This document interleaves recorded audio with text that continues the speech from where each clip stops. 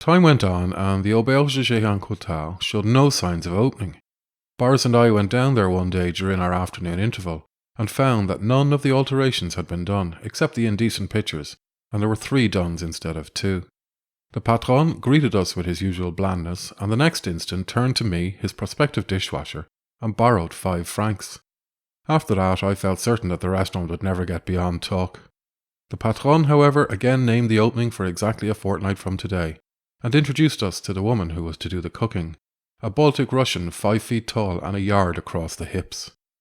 She told us that she had been a singer before she came down to cooking, and that she was very artistic and adored English literature, especially La Casse de l'Oncle Tom. In a fortnight, I had got so used to the routine of a plongeur's life that I could hardly imagine anything different. It was a life without much variation.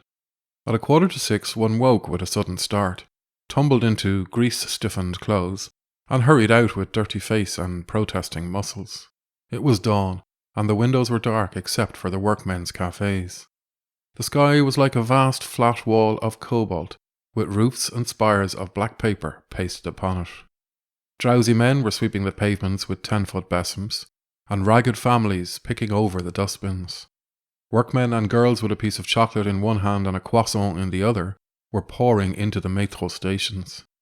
Trams filled with more workmen boomed gloomily past. One hastened down to the station, fought for a place one does literally have to fight on the Paris metro at 6 in the morning, and stood jammed in the swaying mass of passengers, nose to nose with some hideous French face, breathing sour wine and garlic. And then one descended into the labyrinth of the hotel basement, and forgot daylight till 2 o'clock, when the sun was hot and the town black with people and cars. After my first week at the hotel, I always spent the afternoon interval in sleeping, or, when I had money, in a bistro.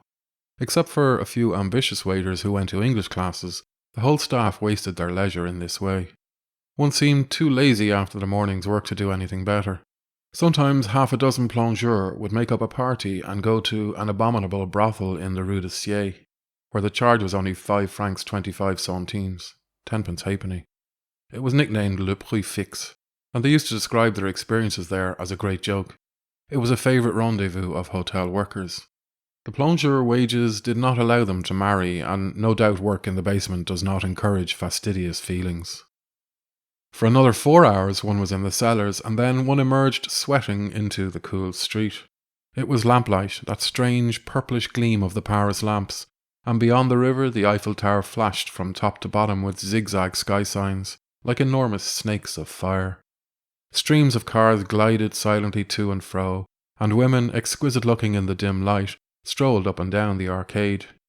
Sometimes a woman would glance at Boris or me, and then, noticing our greasy clothes, look hastily away again. One fought another battle in the metro and was home by 10. Generally, from 10 to midnight, I went to a little bistro in our street, an underground place frequented by Arab navvies. It was a bad place for fights, and I sometimes saw bottles thrown, once with fearful effect, but as a rule the Arabs fought among themselves and let Christians alone. Raki, the Arab drink, was very cheap, and the bistro was open at all hours, for the Arabs, lucky men, had the power of working all day and drinking all night. It was the typical life of a plongeur, and it did not seem a bad life at the time. I had no sensation of poverty, for even after paying my rent and setting aside enough for tobacco and journeys and my food on Sundays, I still had 4 francs a day for drinks, and 4 francs was wealth.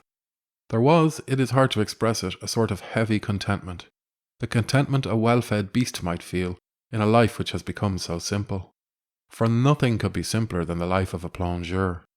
He lives in a rhythm between work and sleep, without time to think, hardly conscious of the exterior world. His Paris has shrunk to the hotel, the metro, a few bistros, and his bed. If he goes afield, it is only a few streets away, on a trip with some servant girl who sits on his knees swallowing oysters and beer. On his free day he lies in bed till noon, puts on a clean shirt, throws dice for drinks, and after lunch goes back to bed again. Nothing is quite real to him but the boulot, drinks and sleep, and of these, sleep is the most important. One night in the small hours there was a murder just beneath my window. I was woken by a fearful uproar, and going to the window saw a man lying flat on the stones below. I could see the murderers, 3 of them, flitting away at the end of the street. Some of us went down and found that the man was quite dead, his skull cracked with a piece of lead piping. I remember the colour of his blood, curiously purple, like wine. It was still on the cobbles when I came home that evening, and they said the school children had come from miles round to see it. But the thing that strikes me in looking back is that I was in bed and asleep within 3 minutes of the murder. So were most of the people in the street. We just made sure the man was done for and went straight back to bed. We were working people, and where was the sense of wasting sleep over a murder? Work in the hotel taught me the true value of sleep, just as being hungry had taught me the true value of food. Sleep had ceased to be a mere physical necessity. It was something voluptuous, a debauch more than a relief.